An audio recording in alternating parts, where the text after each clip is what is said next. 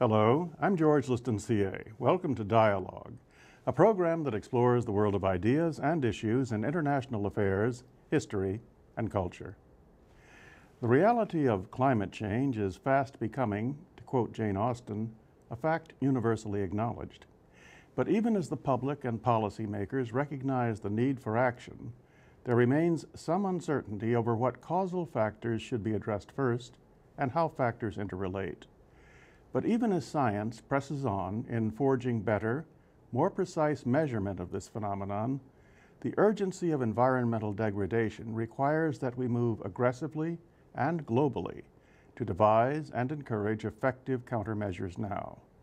To that end, recent exploration of the ways in which population affects climate change holds real promise for better understanding of a major 21st century issue. My guest is Brian ONeill, a scientist with the Center for the Study of Society and Environment at the National Center for Atmosphere Research. Brian, welcome to Dialogue. Thank you. Glad to be Brian, it's absolutely great to have you here. And let me ask you about what I just said, if I got it right. I guess I essentially said that there's an enormous urgency about climate change. And I suppose I then implied that we simply have to act, even if our knowledge of it, even the knowledge of the rate of it, is at this point imperfect. Is that something that you feel is true, or is that perhaps too ambitious on my part? I think there's no reason not to act because of the fact that some things are uncertain. Some things will remain uncertain for a long time, but we make decisions in our everyday life and in public policy all of the time under uncertainty. There's no way to know the future exactly. And really, I think climate change is best thought about as it's a risk management problem. Right. Clearly, climate change involves risks in the future for different kinds of impacts. And we need to know as best we can what those risks are. Right. Are you comfortable, I think, in fact, I was going to say, are you comfortable with, I think I'm going to actually use a phrase that you have used to sort of get this sense of how we act on the risk even as we perfect our means of evaluating it. That is to say that we may be scientifically in the stage of learning about learning. In other words, trying to perfect the methods with which we rate or gauge the rate of climate change. Is that right? I mean, two things are going on. We have to face the issue of climate change. We have to perfect our scientific instruments for judging that. Is that about right? I think that's right, and I think it's important also to have a sense of what kind of things do we really know well, and what kinds of things do we not know so well. And this is something that's changed over the last even few years, particularly in public perception, but also to some extent scientifically as well. Originally, as is natural with any new issue to be faced, there were questions about, is this real? Is this happening? Is it actually caused by humans, or are these natural fluctuations in climate? These questions have largely been laid to rest. We know climate is changing. We have a pretty good idea of how, and that's not trivial by itself because climate involves a lot of things. It's not just temperature, it's precipitation, it's storminess, it's frequencies of floods and droughts and hurricanes, storms. All of these things are part of climate. And we now have a good sense of how much and how fast climate is changing, and it is changing. And we now also have a reasonably good understanding of what the factors are that are causing those changes. What would you say they are? I mean, just again, and I know it's extremely complex, Brian, I don't want to underestimate that, but in kind of a layperson sense, what are those fundamental factors that are making this happen? Well, one of the main ones for climate change, at least over the last several decades, say 50 years, is human activities. Okay. And those human activities are mainly the burning of fossil fuels, which means coal, oil, natural gas. That burning occurs in power plants to produce electricity, in cars that we drive around, heating our home, and so forth. All of those things, the burning of these fossil fuels returns carbon to the atmosphere. Is this an example of what we famously hear of as the greenhouse gas? That's right. And carbon and carbon dioxide which is the gaseous form, is the principal greenhouse gas that's released from human activities. There are others. And what would they be? I mean, because I've heard, I think probably most people watching have heard of the carbon effect, but what would be the additional human-produced factors here? Two of the principal ones are methane and nitrous oxide. And these are produced from a variety of sources, but some of the main ones are agriculture. So a main source of nitrogen, of nitrous oxide, is the application of nitrogen fertilizers that are used in agriculture. And this leads through a couple of steps to releasing nitrogen into the atmosphere. Methane is produced from a variety of sources, mainly through it's a product of how things break down when there isn't oxygen available. Right. So, for example, in rice production, where the soil is flooded and there's no air that's in contact with the soil, so organic material in the soil breaks down, and rather than producing carbon dioxide, which it would if there were oxygen around, it produces methane.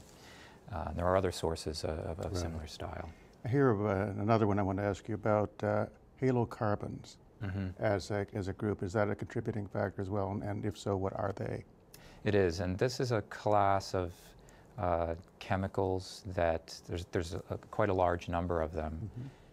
They're a smaller portion of the total warming effect. If you take the effect of all the gases that human activity releases, this is a smaller portion, but it's a special one because they're particularly long-lived.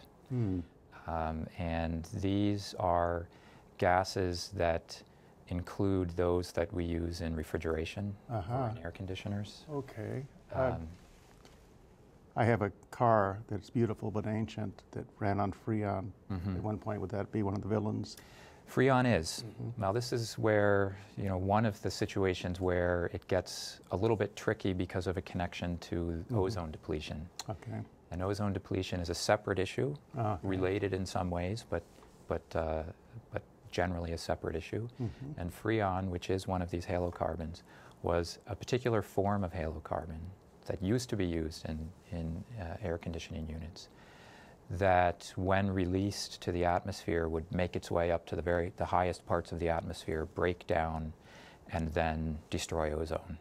Now those particular halocarbons can no longer be used because of that effect, but the replacement gases do not destroy ozone, but they are greenhouse gases, and they are long-lived. So they still make a contribution to the separate issue of the greenhouse effect. Long-lived, the phrase you just used, Brian, is another, and a lot of what I know is thanks to you, reading things that you've produced. And Brian, my sense is that can be quite a long time, a century or more, or perhaps even centuries. Tell me about that, if that's correct, and if it is correct, Brian. I mean, are we behind the 8 ball already? I mean, if you just think about the magnitude of human action over the entire industrial age, have we already sort of gone too far? We may have. There's certainly a certain amount of climate change that we're not going to be able to avoid, a kind of commitment to future climate change. Part of that is because the gases that we release into the atmosphere are going to stay for a long time, 100 years, several hundred years. In some cases, for a fraction of the gases, thousands of years. Wow. In addition, the effect on climate of these gases takes a while to be felt. There's some inertia. And a metaphor that's often used is an oil tanker. The climate system is sort of like a big, heavy oil tanker, and it's being pushed along by greenhouse gases, and it's not something you can turn around quickly. We can't just shut off emissions and say, okay, we're going to stop and the climate change goes away. We're going to be stuck with some of it for a while. And that's true. There's still some uncertainty about how sensitive the climate system is to adding these greenhouse gases to the atmosphere. If we get lucky with the way the climate system turns out to work, the amount of warming may be on the order of a few degrees, which will be challenging, but probably not catastrophic. If we get unlucky, then it could be really quite a few degrees of warming and probably have a substantial risk of impacts that we would probably call catastrophic. I was just about to use that word. I mean, and I certainly hope neither one of us or any of us on this earth gets to see that, but that's possible. Yes. Wow. We're going to focus in just a moment on population as a part of this because that's the precise focus of the work that you do, Brian, but as a way of getting there, let's take populations in the aggregate and sort of think in terms of, in this very variegated world of ours, more developed countries and less developed countries, because what we've been talking about, I get the sense of, is at least substantially the result of industrial activity or having machines and the kind of lives we live here. If that is so, and when we think of the contributors to the quantities of pollutants going into the atmosphere, is it correct to think that more developed countries are doing more of this, less developed less so, or is it more complex than that might seem at first blush? In general, no, that's correct, that most of the buildup of greenhouse gases in the atmosphere that we've seen so far is due to emissions from the currently more developed countries, the industrialized world. And that's true. Now, it's not necessarily as unbalanced a situation as we might immediately think, because there have been substantial contributions from some developing countries, even if it's not mainly from their energy use, which still remains relatively low on a per capita basis, but from another important source of carbon to the atmosphere, which is deforestation. Oh, right, of course. And this is, right now, deforestation accounts for about 20% of the carbon emissions to the atmosphere. The other 80% is from energy. So it's still primarily emissions driven by energy use, but that 20% of emissions from deforestation is largely from developing countries in Africa and Latin America, in Southeast Asia. Is an additional complication in this business of more developed, less development, that category of enormous developing giants, I think of China and India, and the paths to development they may be following, which are essentially sort of industrial. Is that another? That's true, that's true. Thinking about contributions or the roles that different countries play in the climate change problem, you know, there are some clear differences between a kind of dichotomous classification between industrialized countries and those that are considered less developed or developing. But that's rapidly breaking down because there are real differences even within those large groupings, particularly in developing countries. So there are some, and you know, many countries in Africa and sub-Saharan Africa in particular, whose contribution on the emission side is it's negligible. And really, under most scenarios, looking out several decades into the future, will not be a substantial contribution to emissions anytime soon. There are other countries, China, India, Brazil, Mexico, that are substantially less developed than Europe and North America, but still have substantial emissions and are growing fast and will be substantial contributors quite soon. This gives me a sense of, and I think everyone watching as well, the complexity of the dialogue that's going to have to take place to address these nations in competing situations. It is complicated. I can see that. Another factor on this, introductory factor on this question of population, Brian, is it correct to think that there's kind of a linear relationship between population and, I keep using the word contribution for lack of a better one, but the production of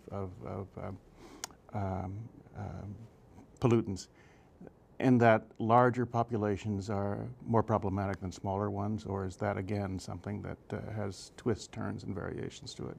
Roughly speaking, it's true, but it's not an ironclad rule. And so if we look at experience over the last few decades, it is true that when you take into account differences in economic structure and economic growth, that on balance, countries whose populations were larger, all else equal, emit more greenhouse gases. When we look at scenarios of the future that are model-based, making projections, it is true that on balance, if one assumes population will grow faster, then emissions are projected to grow faster as well. But population is just one component, one of many different factors that drive emissions. Right. Economic growth, technological changes, what kind of energy system we have, not to mention policies. And all of these things matter. So while it is true that all else equal, population is going to be an important and fairly direct factor on emissions, a lot of times all else is not equal. And it is also possible to have low population growth and still end up with rapid emissions growth. Well, with that answer, Brian ONeill, I think you very nicely introduced this whole question of models and projections and how we try to get a better handle on all these factors and how they interrelate now. And here, in this part of our conversation, I'm really going to rely on your absolute expertise because this is what you directly work with. And I do know this, Brian, that models have been with us for some time in trying to grasp this. And again, from my reading on this, I think that, I use the word here traditionally, or at least historically for the last few decades, in the field, something called IPAT, a formula has been used to try to get a sense of how these factors work. I think Barry Commoner had a lot to do with the development of that. Right. And it quite understandably took population size, affluence, and technology, things like that, into account. And I'm sure it's been useful, but obviously it may not have entirely resolved the question. How would you characterize it, even briefly, in terms of what it failed to do and why we have come to the need for better models? I think that was a useful initial approach, this so-called IPAT approach. What does IPAT mean, by the way? IPAT, so it stands for, it's really an equation that says I equals P times A times T. All right. And I stands for impact, environmental impact, and the P, A, and T are population, affluence, and technology. Okay. Now, the way this was originally used, and this was in the late 60s, early 70s, was in a debate over what had driven environmental degradation that had already been occurring. Right. Was this the result of population changes, of growing affluence, of increasing incomes and consumption, or was it actually driven by just changes in technology? And the way that this was used was the structure of the model was imposed from the beginning. That is, if you have a model that says population times affluence times technology is going to equal impact, that's a pretty direct formula. It's direct. That means if you double population, you're going to double impact. So that was built in. That was assumed that you already knew the nature of the relationships and how a change in population would affect environment.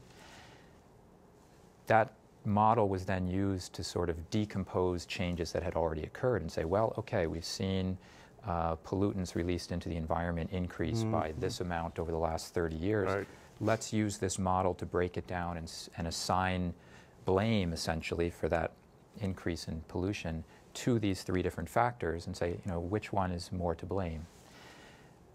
The problem with then using a model like that to project the future is that you are making an assumption that you know what the nature of all these interactions are, that you know that if, in fact, population were twice as big, you would have twice as much impact. But in point of fact, you don't know that. You don't know that. There are a lot of other effects that could be indirect effects of population change. A couple of the big ones, if different growth rates of population itself changes or affects your economic growth rate, that's the A in the affluence, that's the affluence term in this, in the IPAT model, then doubling population will not necessarily double your environmental impact. Right. Doubling population may, say, slow down economic growth, reduce economic growth, and the net effect will actually be smaller on the environment. Or a population change, some of the work that we've been doing and looking at is when you change the size of the population, you will also change the age structure. This is again, the right point, because I want to talk about the work that you, as you say, you've been doing with this. And I get the sense because of those deficiencies you just alluded to, there have been several generations of models produced perhaps to get to where we are now. And the one that you are engaged in or engaged with is sensitivity awareness, is that correct? How do you phrase this? I think it's, there's a research field of scenario development. Scenario development, yeah. but it's the malleability of the models you're working with that I think most fascinate me. So, and tell us about those and why they give us a more refined, if you will, understanding of the phenomena. I should say first that the kind of model that's typically used today in the climate change issue, the kind of model that's used to project future energy use and future emissions, has really gone well beyond the IPAT model. So the kinds of models that are used now are much more solidly grounded in economic theory. There are prices inside the model so that if the oil price goes up, it affects demand. People use less oil and substitute to other sources of energy. Things that we know from the field of economics really are responses that happen in the real world. Are the models produced in a more interdisciplinary way? I mean, do you have different contributions from different fields and such? Increasingly so, increasingly so. And these were models that originated really in energy planning and energy projections, and then grew into the climate change issue more broadly, not only emissions from energy, but adding land use components to them, emissions from deforestation, and in fact, also connecting to climate models of the physical climate systems so that one could integrate into the model climate responses from energy use and emissions as well. So that's sort of the world of modeling that the kind of work that we're doing lives in at the moment. I could imagine that would be extremely, not just precise, but I'm thinking of this country, of our reality. You could factor in, for example, the fact we're an affluent nation, obviously, with an aging population. Our use of goods and services is going to be affected by that. So in other words, it can be that precisely targeted to what a national reality is. Is that the? That's right. So for example, one of the questions we wanted to look at really was a kind of sensitivity analysis, as you were describing it, which is how much difference would it make if we accounted for the fact that the US population will be aging in the future. Now the reason we wanted to do this is that most of the models used to do energy and emissions projections don't explicitly account for aging or other demographic changes like urbanization. They generally, this is not universally true, but generally treat the people and households within a country or a model region as the same. Everyone's treated the same. In demography, and so now for 10 years I've been doing various kinds of work in demography in addition to straight climate change, there's a few major trends for the next several decades, for this century, that demographers would note as kind of the big things. Like, for example? Well, one is a traditional one of changes in population size. There's been long-held concern about population growth. We should also keep in mind that some places in the world are already shrinking.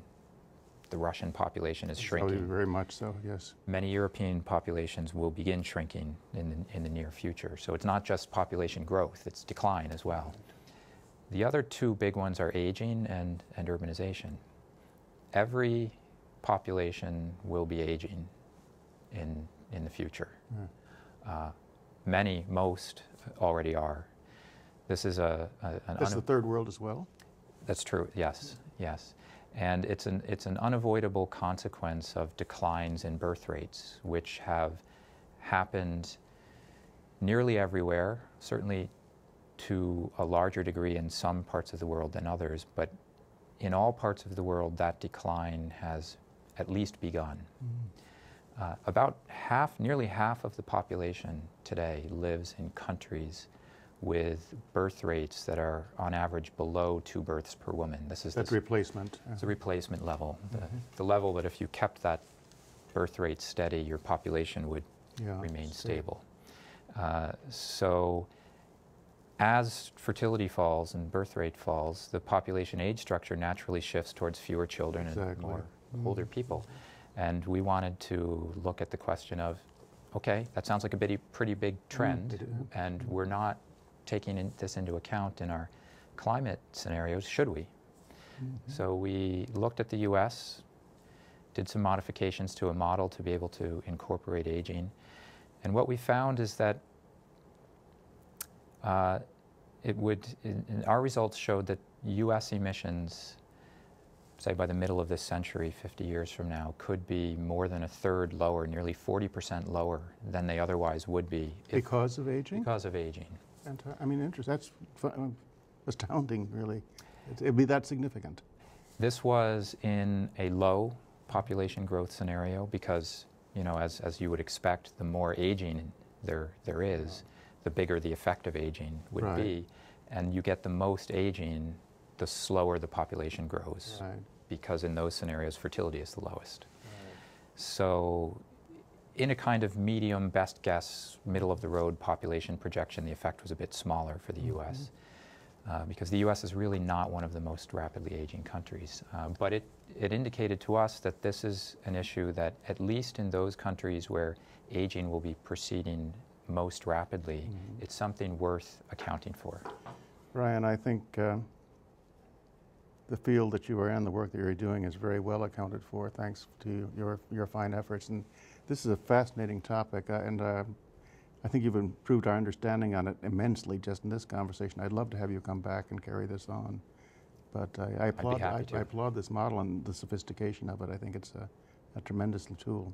Thank you very much, Brian. Well, thank you. It's been my pleasure. My pleasure.